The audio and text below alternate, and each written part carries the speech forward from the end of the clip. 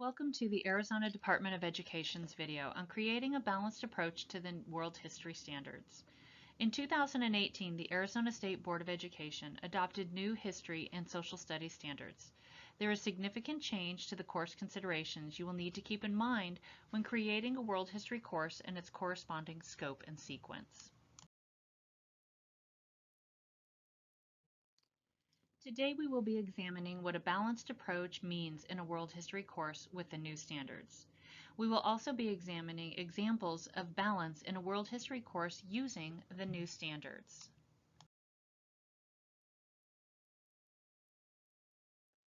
Traditionally, a world history class has been taught using the lens of Western civilization. People like Socrates, Julius Caesar, Da Vinci, Shakespeare, Columbus, Martin Luther, Galileo, Mozart, Louis XIV, Adam Smith, Napoleon, Wilson, Hitler, Churchill, FDR, Gorbachev, and Thatcher were some of the focus of a world history class. While that alone is a rich and valued history, and definitely part of our past as a Western society, it is not a world history course, nor is it reflective of the global world in which we live.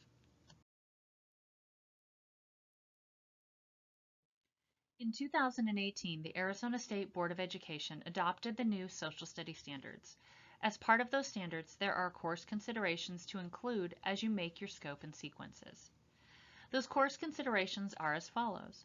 Using inquiry in history, high school students explore a variety of peoples, events, and movements in world history, with a focus on inquiry into the impact of social, geographic, political, and economic influences on historical events. A world history course should include the study of the peoples of Africa, the Americas, Asia, and Europe. A balanced approach to the Eastern and Western hemispheres is needed for a comprehensive study of world history topics. It is recommended that the course begin with the 15th century to allow for depth of content in connection to current issues and events. A world history course can be organized in a variety of ways, including thematic, chronological, regional, or through case studies. So what are the key takeaways from this directive? The study of the peoples of Africa, the Americas, Asia, and Europe are all mentioned specifically, and note how Europe is listed last. And a balanced approach to both Eastern and Western hemispheres is required. If we ensure that we are representing all peoples and equally giving time to both Eastern and Western hemispheres, how can we get it all done in a school year? It is recommended to start your course scope and sequence in the 15th century.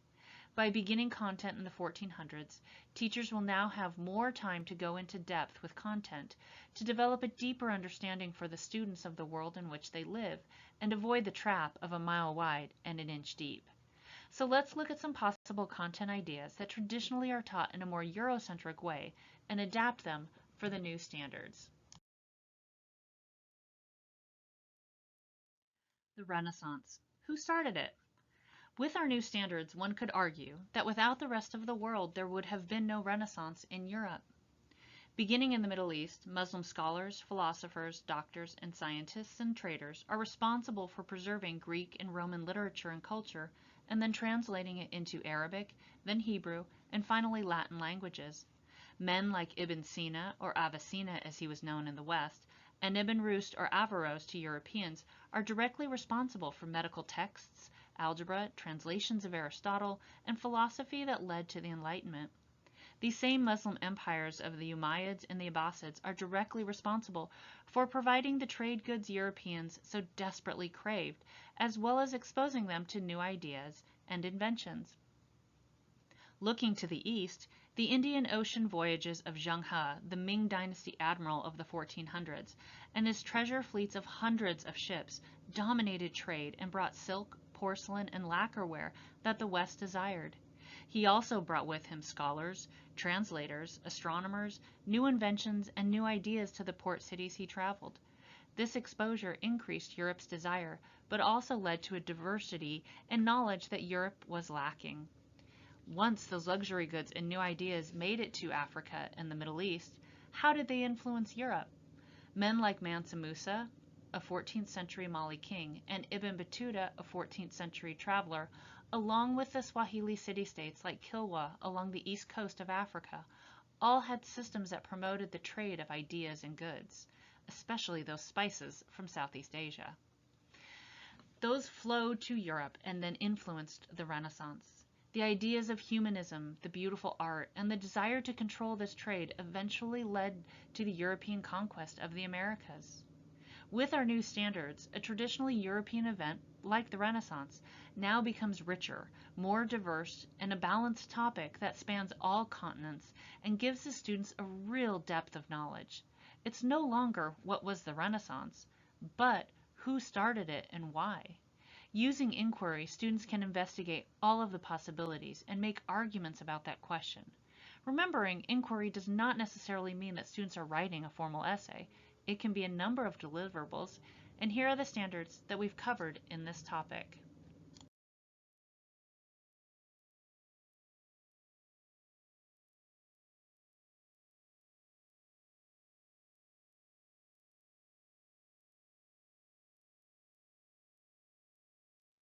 Now let's examine absolutism. This is another typically European topic that is covered in most world history courses. Traditionally, world history courses will focus on Louis XIV of France and his absolute monarchy. But was he alone? Here is Mehmed IV of the Ottoman Empire and the Topkapi Palace, and Kangxi of the Qin dynasty in China and the Forbidden City. Using inquiry, students could ask a variety of questions to investigate absolutism. One direction could be, was Europe the only place absolutism emerged? And if not, where else? Did it look the same?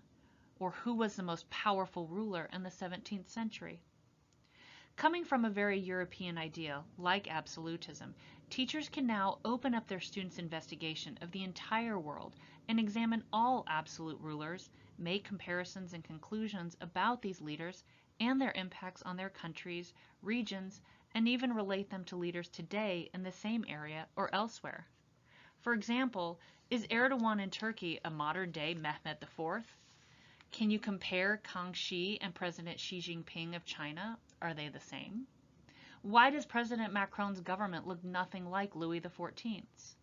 These questions also lend themselves to enrichment for advanced students by finding other new absolute rulers like Aurangzeb of the Mughal Empire in India, or asking deeper questions of their leadership. Or these questions can be adapted for lower level learners by creating graphic organizers and scaffolding information that students use. By thinking outside the box, we create a more balanced approach to world history and increase our students' understandings. Here are the standards we covered in this topic.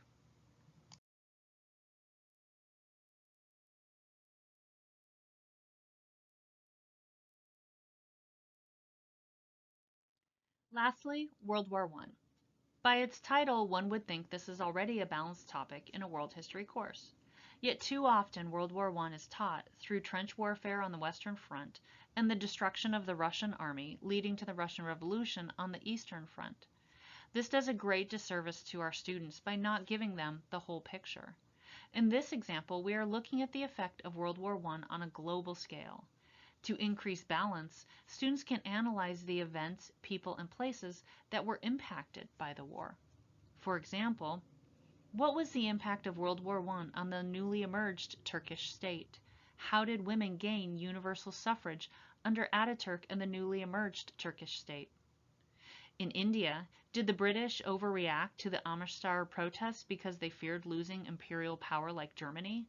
How were Gandhi's salt marches of the 1930s related to World War I? In China, was the May 4th movement about self-determination or about removing bad leadership? How did the West influence those ideas of those leaders? Did the Rif campaign of Morocco in the 1920s mimic other anti-colonial movements?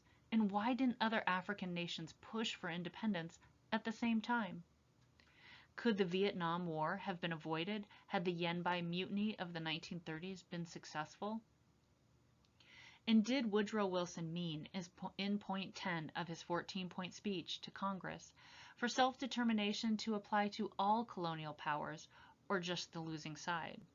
As a flawed man who is openly racist, was he referring to European self-determination or the world. An extension could be to carry that impact through World War II and into current events. What this boils down to is that World War I is a far more complicated event than most students are aware of or taught. The new social studies standards require that students bring in diverse perspectives and points of view from all over the world to create a balanced approach to world history. Here are the standards we covered in this topic.